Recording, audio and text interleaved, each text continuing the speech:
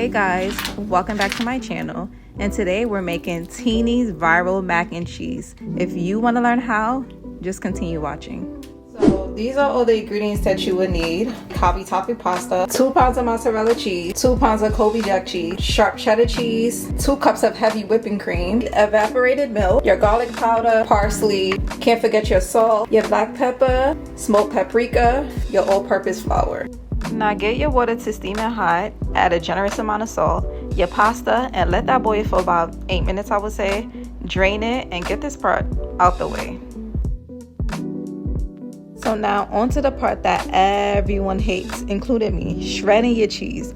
You cannot cut corners in this part. You have to shred your own cheese. It's literally the only way. But I did hear that pre-shredded cheese have some type of film on it that can cause your mac and cheese to turn out grainy. I think it's like cornstarch or something. And we don't want no grainy mac and cheese. So shred your own cheese, put it in a bowl, mix it up real good, and divide it into two, because one is for your cheese sauce and the other is for when you layer in your mac and cheese.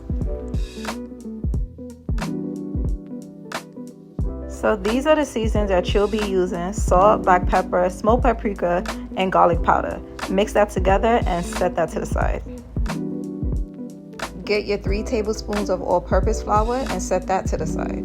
So now in a frying pan on medium to low heat, you're gonna add 3 tablespoons of butter and let that melt all the way before adding half of your seasoning. Stir this for about 30 seconds, I would say, before adding your flour.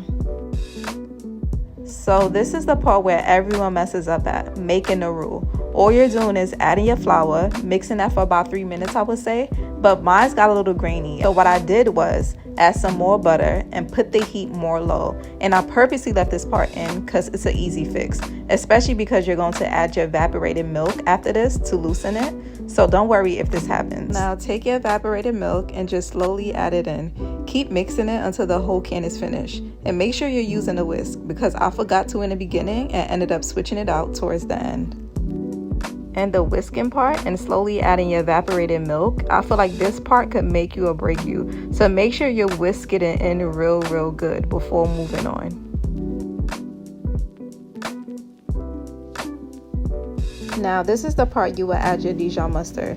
I didn't do that this time around because I just didn't think it needs that, but if you want to, like she did, just add a tablespoon. I added my favorites, Lawry's, adobo, and some more garlic powder, because in my opinion, you can never go wrong with those 3. But that's what I love about cooking, because you can make it to how you like it.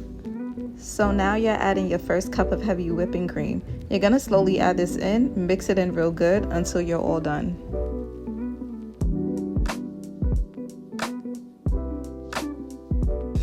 So this is the second cup, and just keep repeating the same step until you're done. So now put your heat on low, because now you're slowly adding your first bowl of cheese. And make sure your cheese is all melted before adding some more. And do this step until you finish your first bowl of cheese.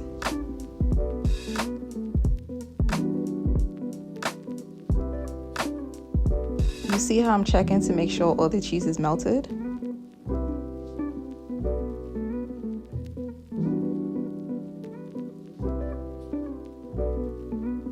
And this is what your cheese sauce should be looking like when you're all done. Then add the rest of your seasoning and mix that in.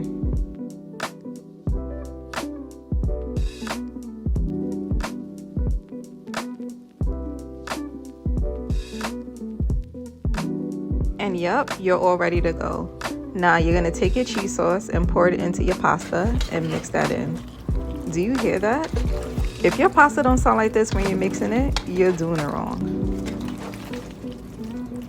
And we're still adding more cheese. Look at this, just perfect. Now into a baking pan, you're adding your first layer of mac, then your first layer of cheese, then adding the rest of your mac, then adding the rest of your cheese. Take that, put it in the oven on 350, and come back 25 to 30 minutes later, and it should look like this. You hear that sizzle? Just perfect. Now don't forget to add your parsley, but here comes the moment of truth. Look at all that cheese. And yep, Tini approves.